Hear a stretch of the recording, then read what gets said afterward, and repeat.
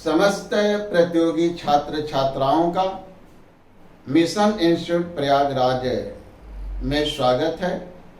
प्रिय छात्रों, पूर्व की कक्षा में हम लोग विशेषण के भेद पर चर्चा किए थे और उनसे संबंधित महत्वपूर्ण बिंदुओं को भी देखे थे। उनसे प्रश्न कैसे बनते हैं इन पर भी हम लोग चर्चा किए थे। विशेषण को प्रयोग के आधार पर भी वर्गीकृत किया गया है। प्रयोग के आधार पर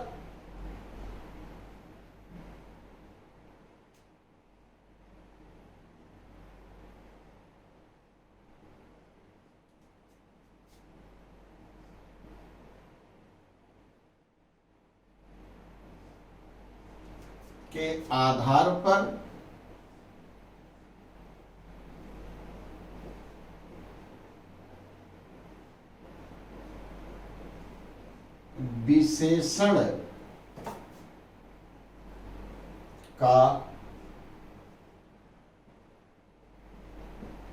वर्गीकरण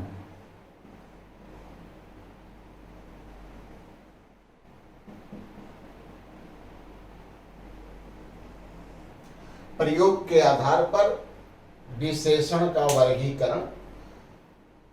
प्रिय छात्रों, प्रयोग के आधार पर विशेषण के दो भेद बताए गए हैं। पहला,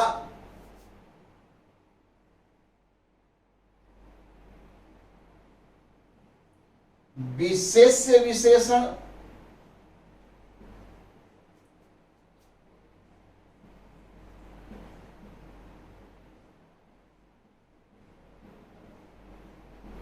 और दूसरा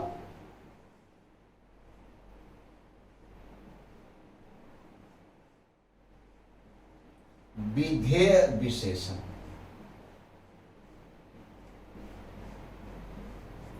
तो प्रयोग के आधार पर विशेषण के दो भेद बताए गए हैं, विशेष विशेषण और विधेय विशेषण। विशेष विशेषण किसे कहते हैं और विधेय विशेषण किसे कहते हैं? प्रिय छात्रों, विशेष विशेषण को परिभाषित किया गया है कि जो विशेषण संज्ञा से पहले आते हैं, जो विशेषण संज्ञा से पहले आते हैं उन्हें विशेष विशेषण कहते हैं। संज्ञा से पहले जो विशेषण आते हैं उन्हें विशेष विशेषण कहते हैं। जैसे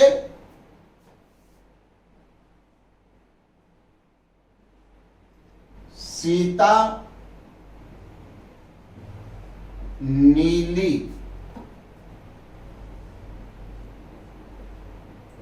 साड़ी पहनी है।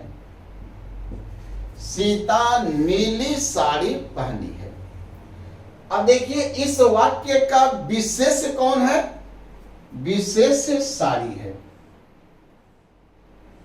क्योंकि सीता के बारे में नीली शब्द नहीं बतला रहा है, बतला रहा है साड़ी की साड़ी के बारे में, कि जिस साड़ी की बात हो रही है वो नीले रंग का है और किसी रंग का नहीं है। तो ये विशेष साड़ी है और साड़ी संज्ञा है और इस संज्ञा से पहले विशेषण आ रहा है। तो इस वाक्य में नीली जो है वह विशेष विशेषण है। तो जो विशेषण संज्ञा से पहले आता है, विशेष से पहले आता है, उस विशेषण को विशेष विशेषण कहा जाता है। विधेय विशेषण, ठीक, विशेष विशेषण का ये पर्यायवाची है, विलोम है। सॉरी, पर्यायवाची नहीं, विलोम है। विशेष विशेषण का विलोम विधेय विशेषण। और जब विलोम है इसकी परिभाषा भी उल्टी होगी। विधेय विशेषण को परिभाषित किया गया है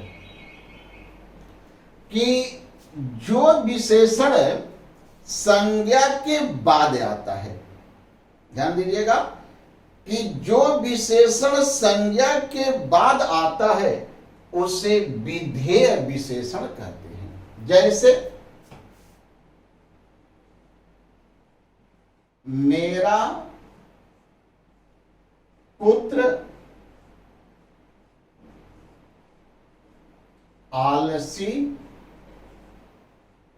है, यानी कि जो विशेषण संज्ञा के बाद और क्रिया के पहले आता है, संज्ञा के बाद और क्रिया के पहले आता है, उस विशेषण को विधेय विशेषण कहा जाता है।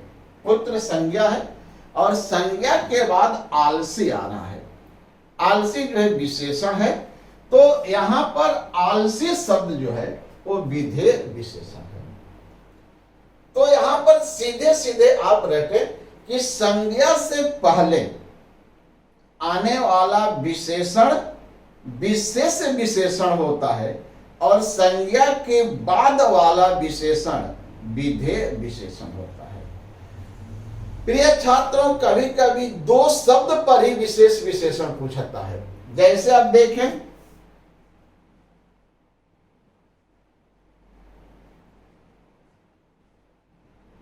काला कुत्ता में काला है, तो काला कुत्ता यानी कुत्ता संज्ञा से पहले काला आ रहा है, तो काला कुत्ता में काला विशेष विशेषण है। और कुत्ता काला,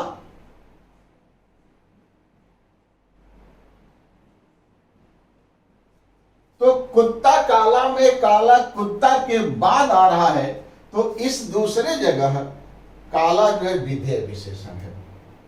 तो संज्ञा के पहले और संज्ञा के बाद अगर ये दिमाग में बना रहे तो विधेय और विशेष्य गलत नहीं हो सकता है।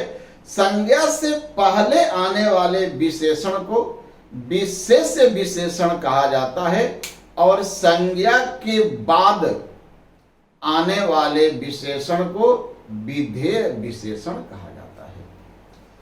प्रिय छात्रों, विशेषण के अंतर्गत एक शब्द प्रविशेषण आता है।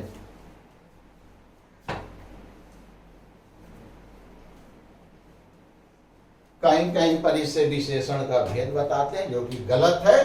प्रविशेषण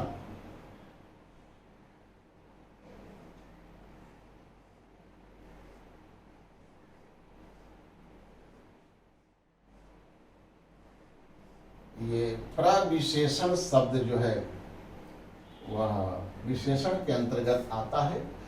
प्रविशेषण किसे कहते हैं, इसे हम लोग जाने।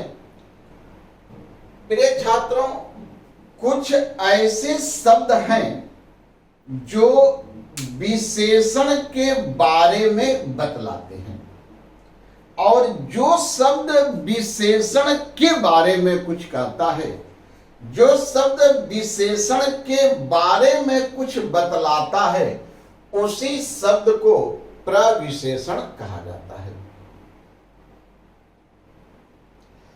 जैसे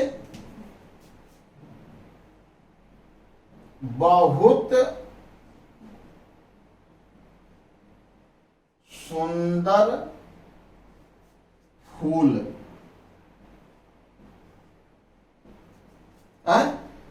तो अब सुंदर तो विशेषण है ही, फूल सुंदर है, अब सुंदर में भी बहुत सुंदर है, तो ये सुंदर की विशेषता बता रहा है कि सुंदर ही नहीं है, बहुत सुंदर है। तो यहां पर बहुत शब्द जो है वह प्रविशेषण है। प्रिय छात्रों, प्रविशेषण को अंतर विशेषण भी कहा जाता है। अगर परीक्षा में प्रश्न प्रविशेषण ना दे करके आ गया कि बहुत सुंदर फूल में बहुत है, विशेष विशेषण विधेय विशेषण, अंतर विशेषण, तो यहां पर प्रविशेषण को अंतर विशेषण के नाम से भी जाना जाता है। और इसलिए यहां पर बहुत जो है प्रविशेषण या अंतर विशेषण है। तो प्रयोग के आधार पर विशेषण का भेद नहीं है, विशेषण के अंतर्गत प्रविशेषण शब्द का जो है उल्लेख होता है। तो प्रयोग के आधार पर विशेषण के दो भेद बताए गए हैं, विशेष विशेषण और विधेय विशेषण। प्रिय छात्रों, तुलना के आधार पर तुलना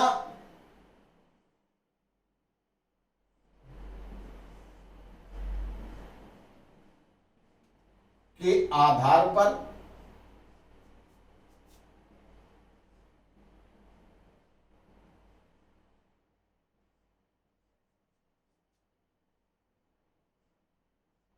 विशेषण के भेद।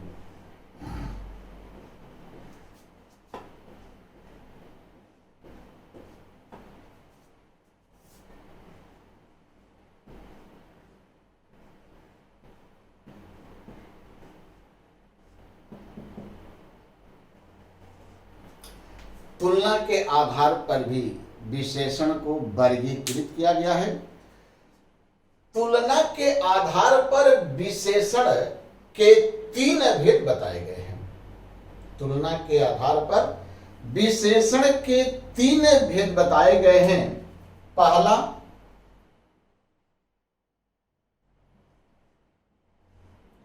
मूलावस्था, दूसरा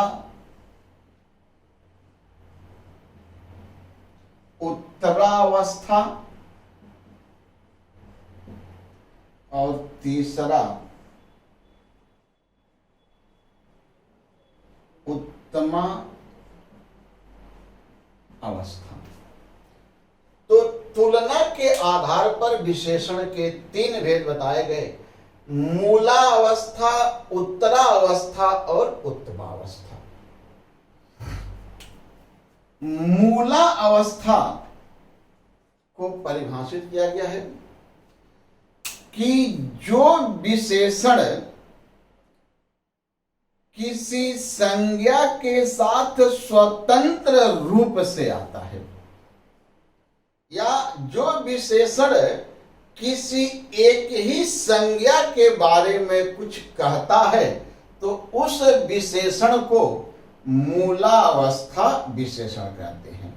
जैसे राम सुंदर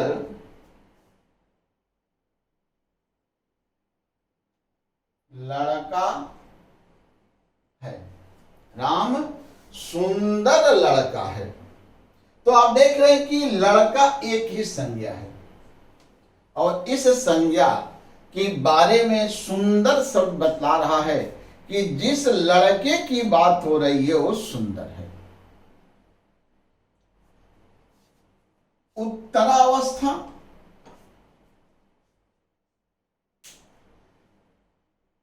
जिस विशेषण का प्रयोग दो संज्ञाओं की तुलना करने के लिए किया जाता है, जिस विशेषण का प्रयोग दो संज्ञाओं की तुलना करने के लिए किया जाता है, उसे उत्तरावस्था विशेषण कहते हैं।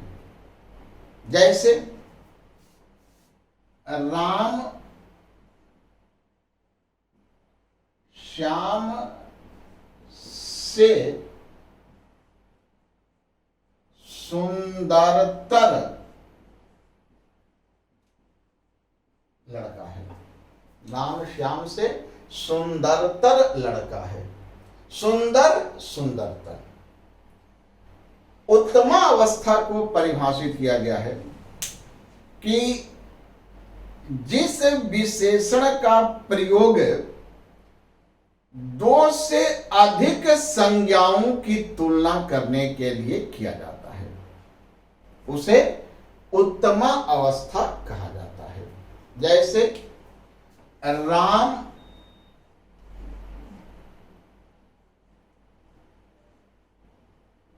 सबसे सुंदरतम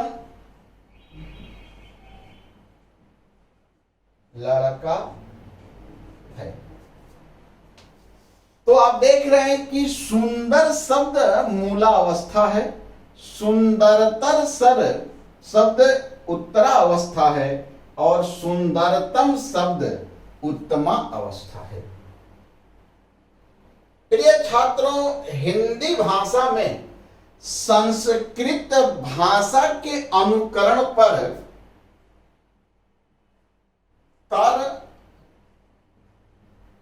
और तम लगा करके उत्तरा अवस्था और उत्तमा अवस्था को व्यक्त करने की परंपरा प्रचलित है।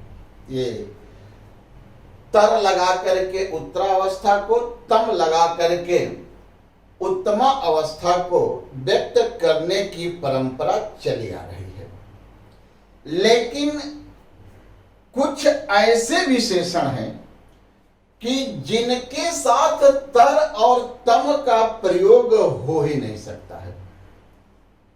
जैसे पूर्ण शब्द है, असंभव है,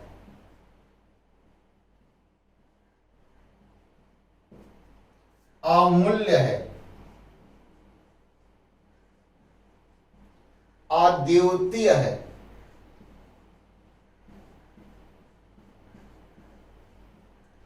अनुपम है,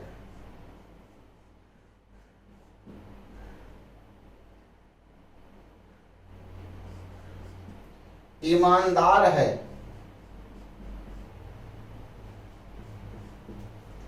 बेईमान है,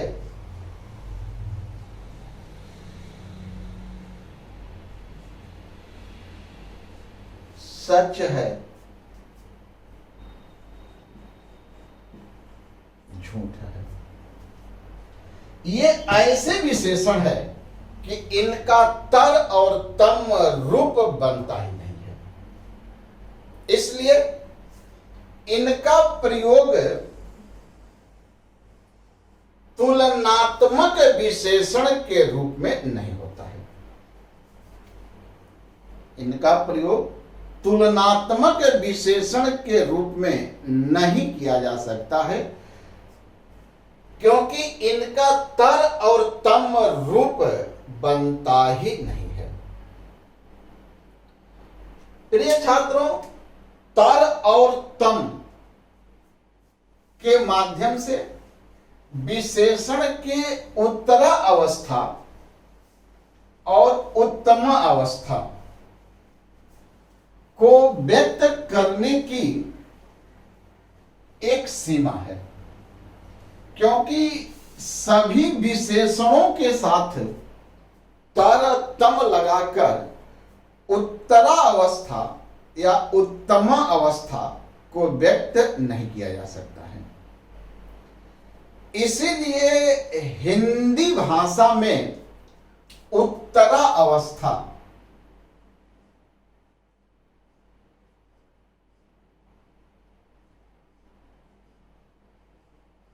उत्तरा अवस्था को व्यक्त करने के लिए से का और उत्तमा अवस्था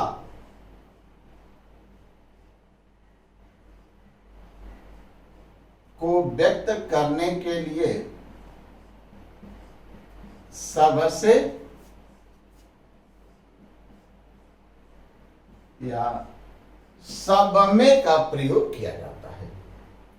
तो हिंदी भाषा में उत्तरा अवस्था को व्यक्त करने के लिए से का और उत्तमा अवस्था को व्यक्त करने के लिए सबसे या सब में का प्रयोग किया जाता है। जैसे राम श्याम से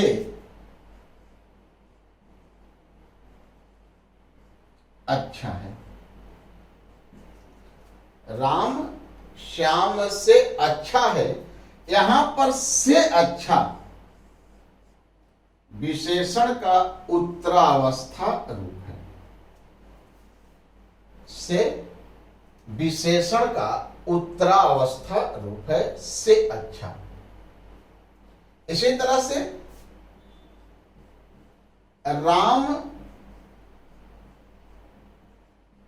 सबसे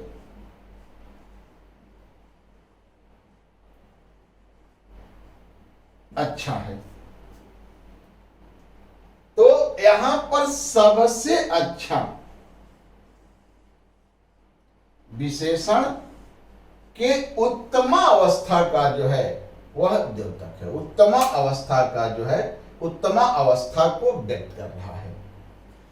तो हिंदी भाषा में उत्तरा अवस्था को व्यक्त करने के लिए से का और उत्तम अवस्था को व्यक्त करने के लिए सबसे शब्द का प्रयोग किया जाता है। और यहां पर बड़े सुंदर प्रश्न पूछा गया है, उसे आप देखें और स्वयमेव जो है बना करके प्रश्न प्रैक्टिस करिएगा, अभ्यास करिएगा। मिशन इंस्टीट्यूट के माध्यम से भी हम आपके प्रैक्टिस आपका करवाएंगे, प्रश्न जो है लाएंगे, सॉल्व कराएंगे, आपके कंफ्यूजन को दूर करने का हम प्रयास करेंगे। लेकिन आपको भी स्वयं प्रयास करना पड़ेगा, क्योंकि पथ प्रदर्शक पथ दिखलाता है, चलना तो आप ही को पड़ता है। पथ में आने वाले बाधाओं को दूर कर सकता है, पर चलना आप ही को पड़ता है। और जब तक आप स्वयं नहीं चलेंगे तब तक लक्ष्य तक पहुंचना संभव नहीं है। वो डींग हाँकने वाले पड़े हैं कि हम पहुंचा देंगे पहुंचा देंगे। जब आप प्रयास नहीं करोगे तो पहुंचा कहां से खाक देंगे। तो झूठ बोलना और अपने कर्तव्य का निर्वहन करना में बहुत बड़ा अंतर होता है। तो जैसे मान लिया परीक्षा में गए और प्रश्न पूछ लिया, हिंदी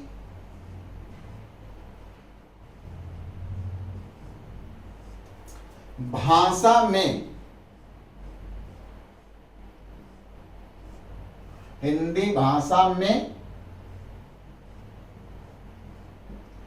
उत्तरा अवस्था को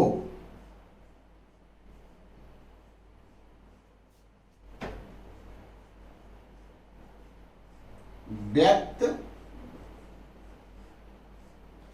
किया जाता है।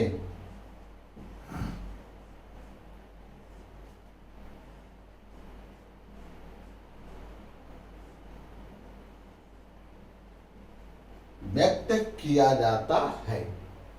ऑप्शनल दिया, तर से, तम से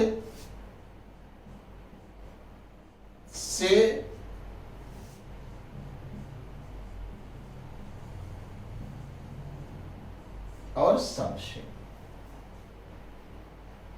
तो उत्तरा अवस्था को तर से भी व्यक्त किया जाता है, से भी व्यक्त किया जाता है, लेकिन तर संस्कृत भाषा के अनुकरण पर प्रचलित है। हिंदी भाषा में उत्तरा अवस्था को व्यक्त करने के लिए से का प्रयोग किया जाता है। यह उत्तर सही है। तो इस तरह के आप स्वमेव प्रश्न बनाएं और स्वमेव प्रश्न बना करके अभ्यास करें, तभी जो है आपकी मंजिल, आपका लक्ष्य सरल हो सकता है। क्योंकि प्रिय छात्रों, करनी और कथनी में बहुत बड़ा अंतर होता है। मुंह से कह देना और करके दिखा देना में बहुत बड़ा फर्क है। विशेषण से संबंधित प्रश्न कहां पर गलत होते हैं, इसे दूर कर देना और प्रतियोगी छात्र को स्वमेव प्रश्न हल करने की कला बतला देना, ये अलग बात है। विशेषण पर जितना हम लोग चर्चा किए, क्या आपको ऐसा लग रहा है कि कोई ऐसा प्रश्न आ सकता है अभी तक जिसे आप हल नहीं कर सकते हैं? तो हिंदी में सदैव कॉन्सेप्ट क्लियर करो, उदाहरण के चक्कर में कभी मत पड़ो। तो ये जो है विशेषण का वर्गीकरण है कि विशेषण का वर्गीकरण किन किन आधार पर किया गया। और आप सबसे पहले देखें कि अर्थ के आधार पर विशेषण को 4 वर्गों में विभाजित किया गया: गुणवाचक, संख्यावाचक, परिमाणवाचक और सार्वनामिक विशेषण। फिर प्रयोग के आधार पर विशेषण को 2 वर्गों में विभाजित किया गया: विशेष विशेषण और विधेय विशेषण।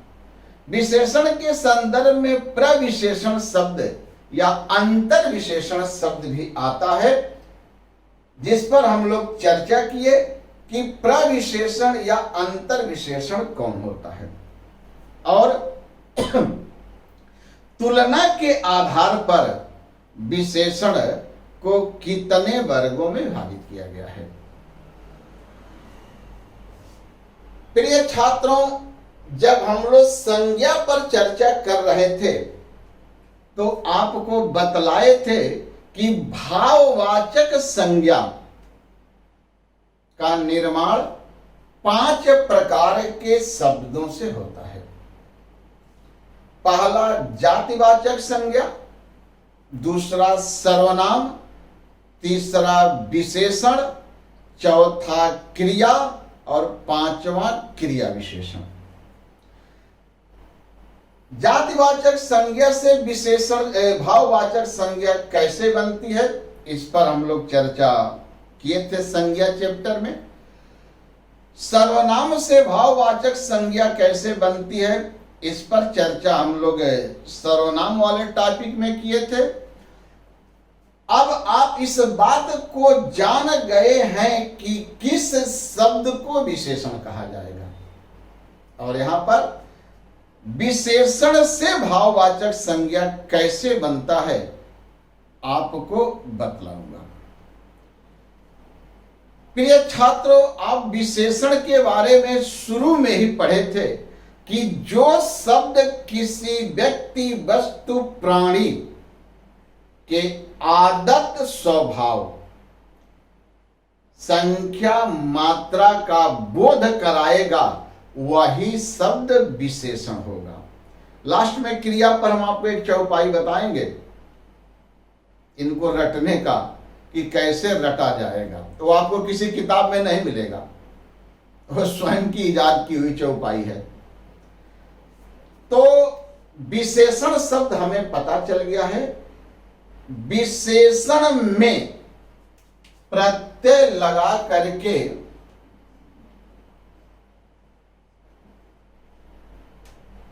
भाववाचक संज्ञा को बनाया जाता है।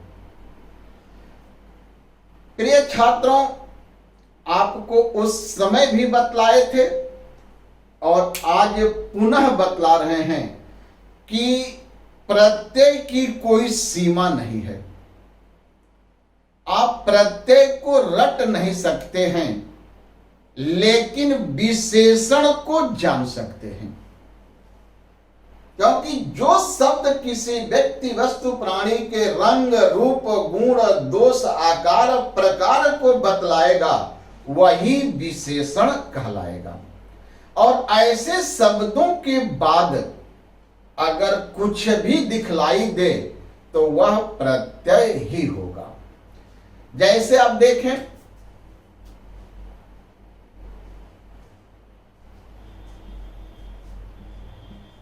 अमीर शब्द विशेषण है और इसका अगर ई प्रत्यय लग गया तो अमीरी भाववाचक संज्ञा हो गया। इसी तरह से मीठा शब्द विशेषण है और इसके साथ आस प्रत्यय लग गया तो भाववाचक संज्ञा हो गया। इसी तरह से अच्छा शब्द विशेषण है, इसके साथ ई प्रत्यय लग, आई प्रत्यय अच्छाई तो भाववाचक संज्ञा हो गया। चतुर शब्द विशेषण है, इसके साथ ता प्रत्यय लग गया तो यह भाववाचक संज्ञा हो गया। तो विशेषण के साथ प्रत्यय लगा करके जो शब्द बनता है वह शब्द भाववाचक संज्ञा होता है। तो विशेषण को हम रख सकते हैं, प्रत्यय को हम नहीं रख सकते हैं, क्योंकि प्रत्यय बहुत होते हैं। लेकिन हम विशेषण को जान सकते हैं कि विशेषण शब्द कौन है, संज्ञा शब्द कौन है, सर्वनाम शब्द कौन है। और जब विशेषण शब्द के बाद कोई भी प्रत्यय आपको दिखलाई दे, बाद कुछ भी लगा हो, जो लगा होगा बाद में प्रत्यय होगा, तो वह शब्द जो है भाववाचक संज्ञा के रूप में स्थापित होगा। तो प्रिय छात्रों, भाववाचक संज्ञा का निर्माण कैसे होगा, इस पर हम लोग चर्चा किए। विशेषण के अंतर्गत विशेषण प्लस है का प्रयोग कब किया जाता है, विशेषण प्लस होता है का प्रयोग कब किया जाता है, और विशेषण के कितने रूप होते हैं, इन पर भी हम लोग चर्चा करेंगे, लेकिन अगले क्लास में। आज की क्लास अगर आपको ज्ञानवर्धक प्रतीत हो रही है, लक्ष्य तक पहुंचने में सहायक प्रतीत हो रही है, तो इसे अधिक से अधिक लाइक करें, शेयर करें और मिशन इंस्टीट्यूट को सब्सक्राइब करें, जिससे कि अधिक से अधिक लोगों तक इन बिंदुओं को पहुंचाया जा सके। इसके साथ ही साथ मिशन इंस्टीट्यूट द्वारा अपना गूगल पर एक ऐप भी तैयार किया गया है। उस ऐप को आप लोग अपने अपने मोबाइल में डाउनलोड कर लें, जिससे कि मिशन इंस्टीट्यूट के माध्यम से जो भी सूचनाएं दी जाए वो आपको प्राप्त हो सके। जैसे भर्ती संबंधित सूचना, सिलेबस संबंधित सूचना या परीक्षाओं की रणनीति संबंधित सूचना, इन सारी सूचनाओं को भी जानना आवश्यक होता है, क्योंकि बिना रणनीति के किसी भी युद्ध में विजय प्राप्त करना संभव नहीं होता है। और जो प्रतियोगी परीक्षाएं होती हैं वह एक तरह से युद्ध ही होती हैं, जिसमें दो पक्ष होता है, एक परीक्षा और एक आप। और परीक्षा में या युद्ध में सफलता तभी मिलती है जब रणनीति बना करके कार्य किया जाए। बिना रणनीति का कार्य करने पर युद्ध में सफलता प्राप्त नहीं होती है। जय हिंद, जय भारत।